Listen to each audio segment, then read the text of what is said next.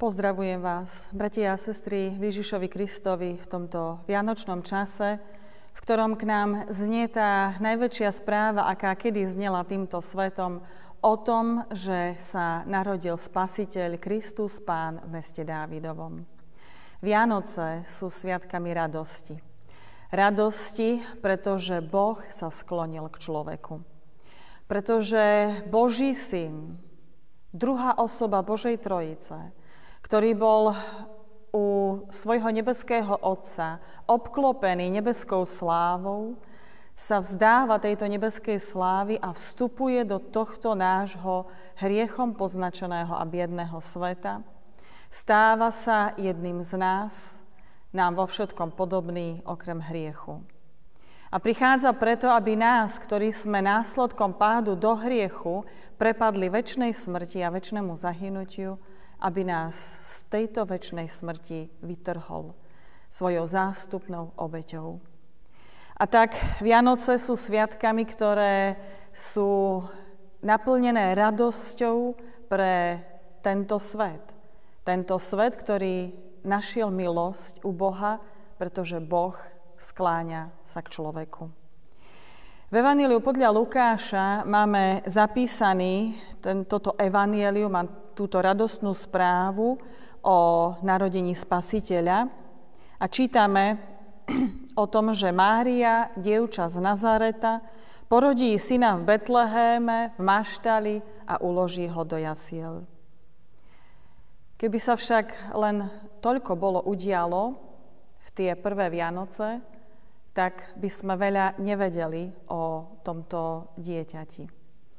Ale toto narodenie bolo iné, bolo zvláštne, pretože tu prichádza nie len človek, ale prichádza sám Boží syn.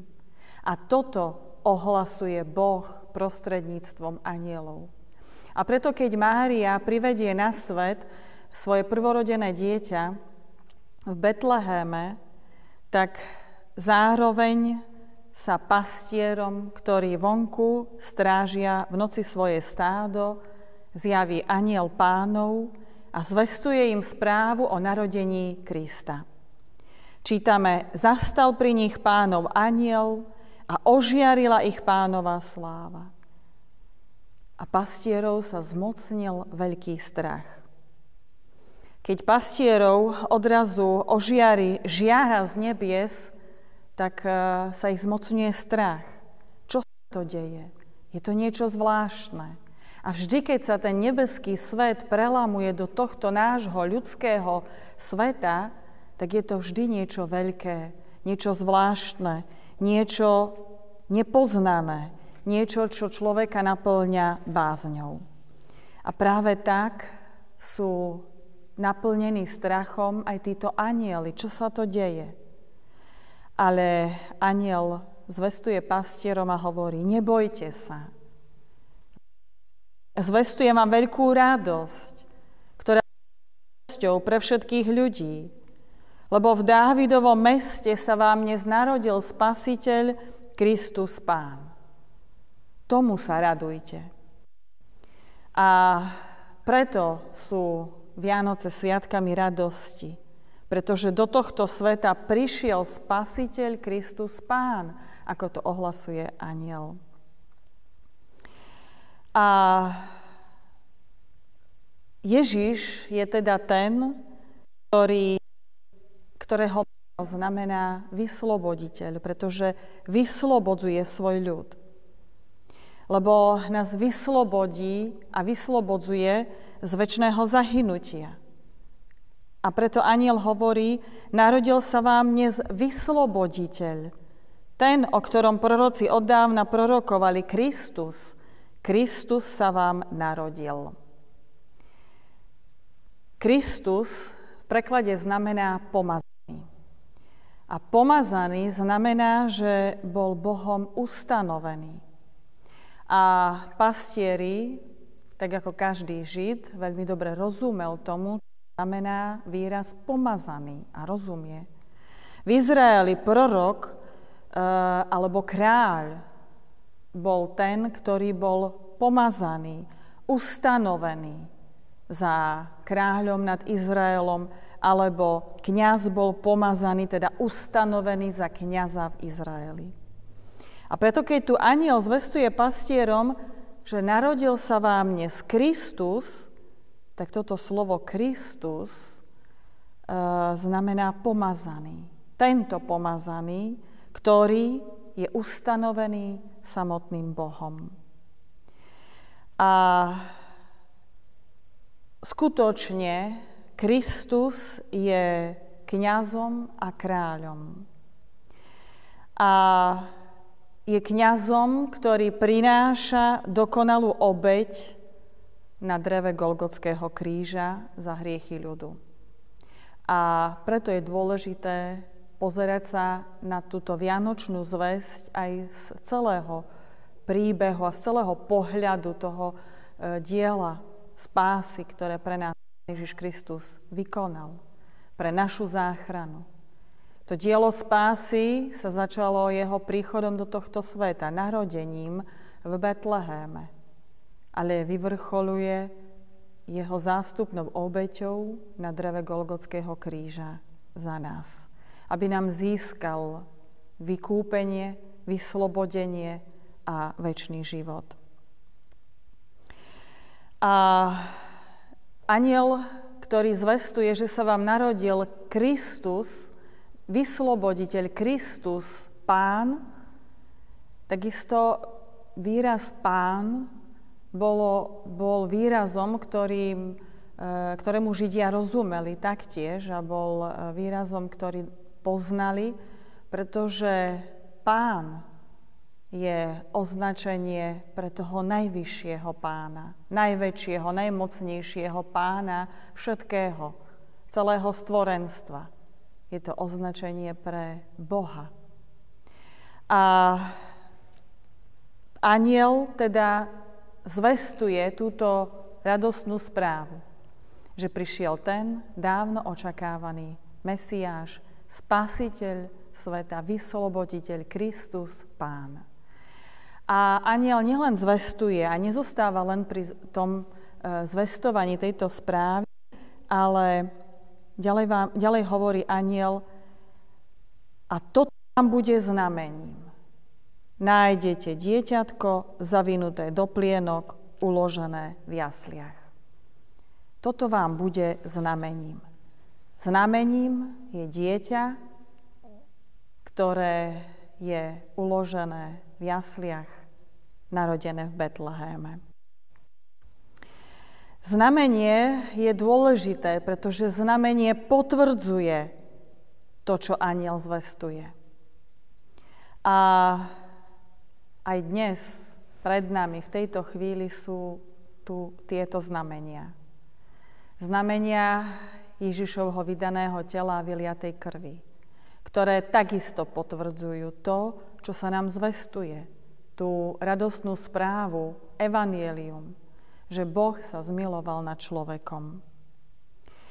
A odrazu čítame, že s anjelom sa zjavilo množstvo nebeských zástupov, ktoré chválili Boha a volali: sláva Bohu na výsostiach a na zemi pokoj ľuďom dobrej vôle. A len čo sa anjeli vrátili do neba, pastieri sa rozhodli: poďme teda do Betlehéma a pozrime, čo sa tam stalo, čo nám to oznámil Pán. Poponáhľali sa a našli Máriu, Jozefa a dieťatko uložené v jasliach. Keď to uvideli, vyrozprávali, čo im bolo povedané o tom dieťati. A všetci, čo to počuli, čudovali sa tomu, čo im rozprávali pastieri. A toto je, milí bratia, milé sestry, dôležité. Nielen počuť a vypočuť si vianočnú zvesť, radostnú zvesť evanjelium o tom, že prišiel Spasiteľ, vysloboditeľ nás, biedných a hriešných ľudí.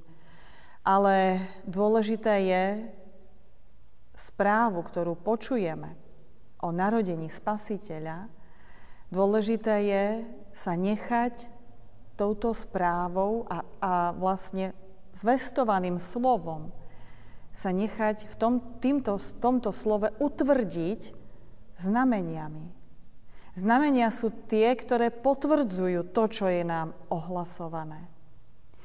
Pre pastierov potvrdením tej radostnej správy bolo znamením dieťa v Betleheme. Ale pre nás je potvrdením toho, čo sa nám zvestuje z Božieho slova, sú práve tieto znamenia. Znamenia, ktoré predstavujú a znázorňujú a sprítomňujú vydané telo Pána Ježiša Krista na kríži a jeho vyliatú krv. A dôležité je aj to, čo následne potom robia pastieri. Keď počujú zvesť, keď sú utvrdení v tejto radostnej zvesti tým, že vidia znamenie, majú znamenie dieťatko, tak následne sú naplnení obrovskou radosťou a túto radosť a túto správu a všetko, čo počuli a videli, všetko to ohlasujú a zvestujú ostatným.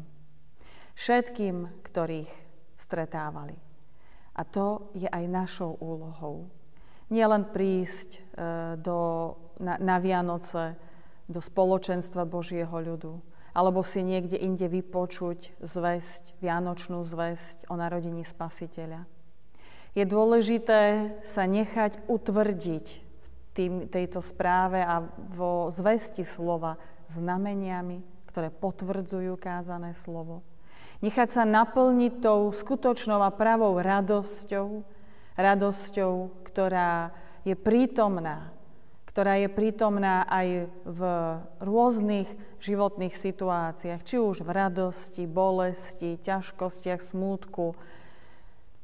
Tá pravá radosť je prítomná vždy, pretože je to radosť z toho, že Boh sa nás ujal, že mu smieme patriť a že nech sa deje čokoľvek, som vždy v jeho rukách. A našou úlohou je túto radosť dávať ďalej a hovoriť o nej, zvestovať.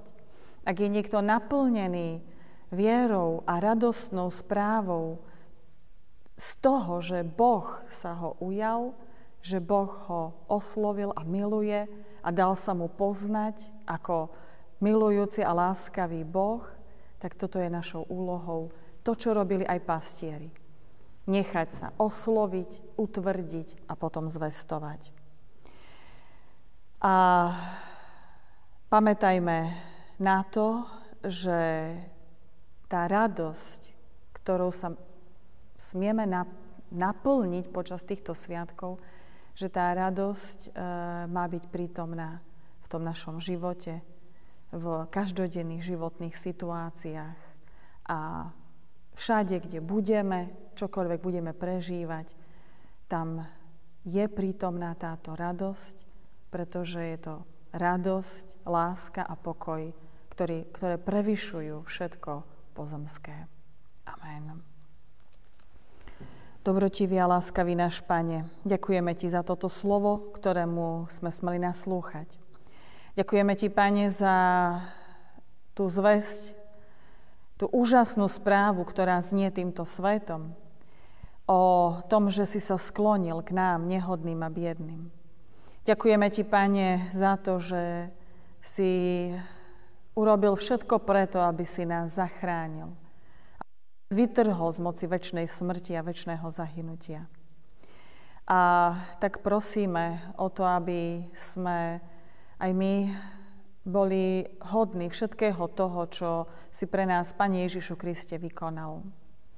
Aby sme nielen počuli zvesť a nielen naslúchali tejto zvesti, ale aby sme sa nechali aj my utvrdiť v tom všetkom znameniami.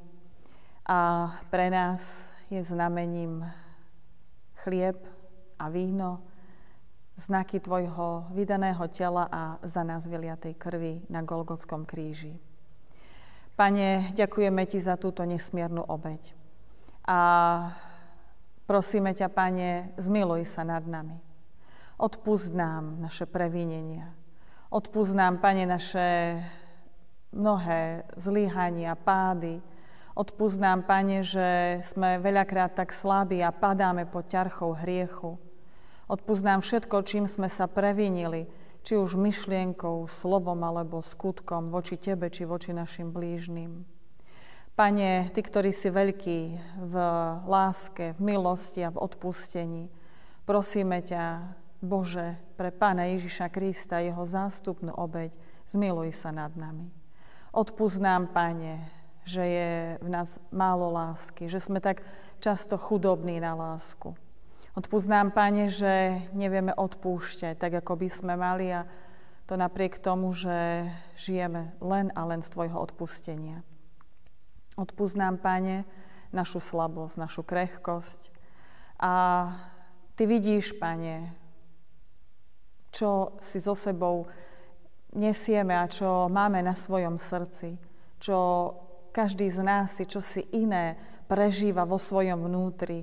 A tak aj teraz, v tejto chvíľke ticha, každý z nás pred Teba predkladá to svoje, čo má na srdci.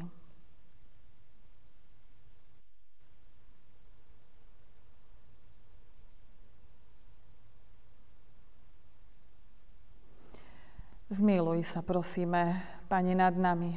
Odpusť nám naše hriechy a prosíme ťa, Pane Ježišu Kriste, aby aj teraz v tejto chvíli, aby Ty sám si tu bol medzi nami prítomný. A to nie len ako hosť, ale Ty sám ako hostiteľ.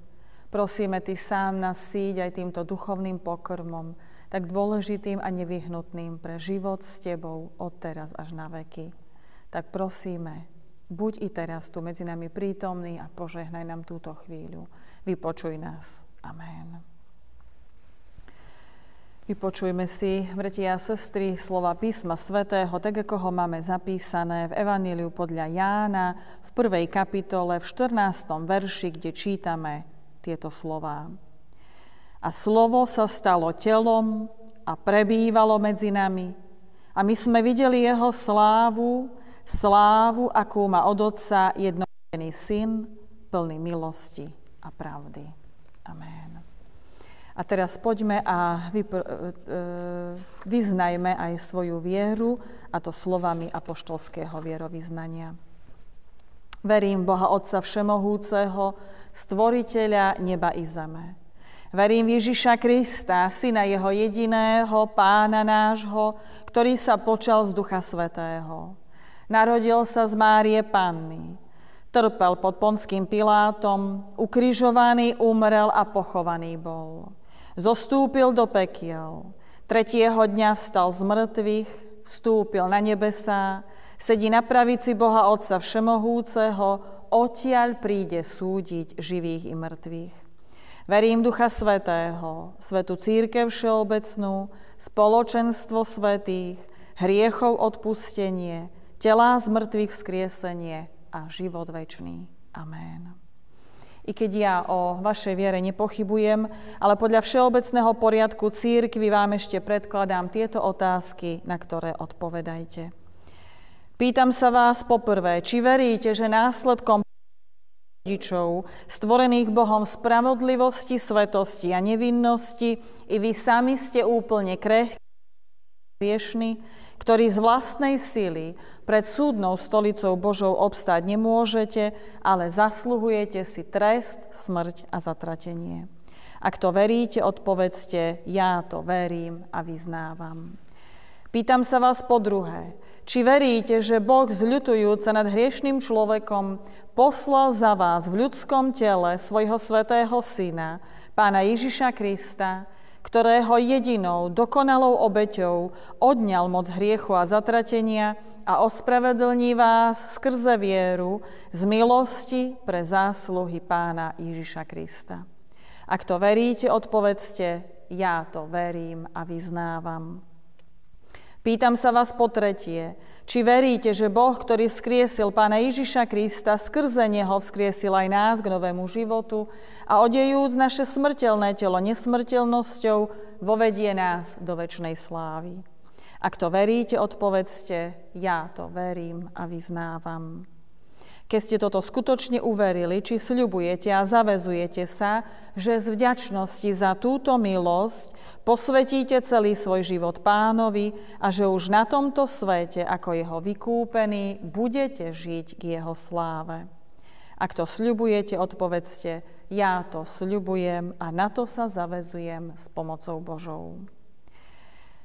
Ja toto všetko verím a vyznávam, sľubujem a zaväzujem sa na to s pomocou Božou. Aj keď nehodná, ale povolaná služobnica nášho Pána Ježiša Krista a jeho cirkvi, na základe vášho vyznania hriechov, viery a sľubu, vám zvestujem odpustenie vašich hriechov a život večný, ktorý vám udeľuje milostivý Boh pre zásluhy Pána Ježiša Krista. Amen. A keďže ste takto pripravení k svätej večeri Pánovej, pozývam vás v jeho mene k jej účasti. O tom, ako ustanovil Pán Ježiš poslednú večeru, najjasnejšie píše apoštol Pavol v 1. liste Korinským v 11. kapitole, 23. a 24. verši takto. V tú noc, keď bol Pán Ježiš zradený, vzal chlieb, poďakujúc, lámal a povedal: Vezmite, jedzte, toto je moje telo, ktoré sa za vás vydáva. To čiňte na moju pamiatku. Predtým, než aj my, podľa príkladu a príkazu Pána Ježiša Krista, vezmeme tento chlieb, takto sa ešte spoločne modlíme. Oslavujeme ťa, Otče náš nebeský, za tento lámaný chlieb, ktorý nám pripomína, znázorňuje a sprítomňuje vydané telo Pána Ježiša Krista na kríži.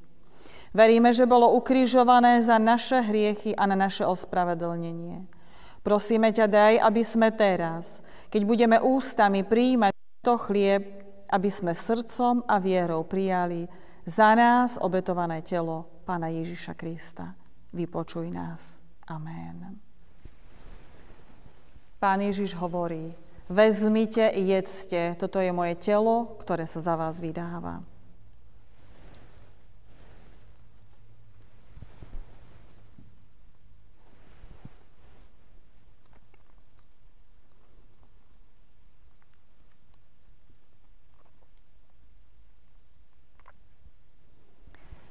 Taktiež i kalich vzal, keď bolo po večeri a povedal: Tento kalich je nová zmluva v mojej krvi. To čiňte, koľkokoľvek ráz by ste pili na moju pamiatku. Predtým, než aj my vezmeme tento kalich podľa príkladu a príkazu Pána Ježiša Krista, takto sa ešte spoločne modlíme. Oslavujeme ťa, Otče náš, za víno v tomto kalichu, ktoré nám predstavuje, znázorňuje a sprítomňuje vyliatú krv Pána Ježiša na kríži. Veríme, že bola vyliata za naše hriechy a na naše ospravedlnenie.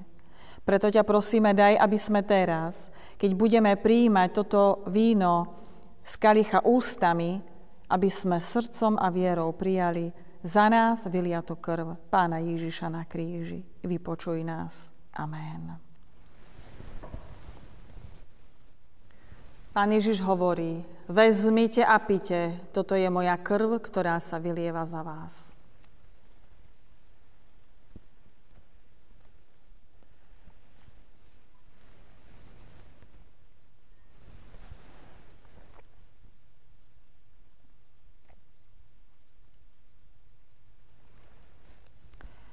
Koľkokoľvek ráz by ste jedli tento chlieb a pili z tohto kalicha, zvestujete smrť Pánovu, až dokiaľ nepríde.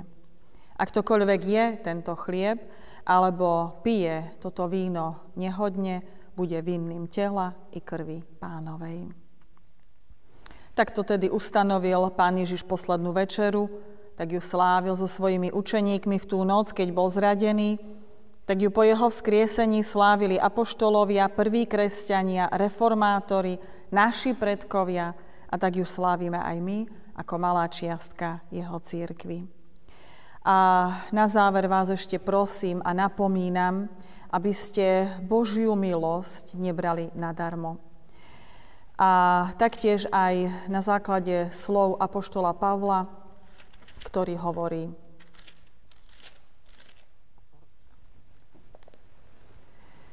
Majte v sebe také zmýšľanie, aké zodpovedá životu v Kristovi Ježišovi. On, hoci mal Božiu podobu, svoju rovnosť s Bohom nepokladal za ulúpenú vec, ale zriekol sa jej, keď vzal na seba podobu služobníka a stal sa jedným z ľudí. Ponížil sa a stal sa poslušným až na smrť, a to smrť na kríži.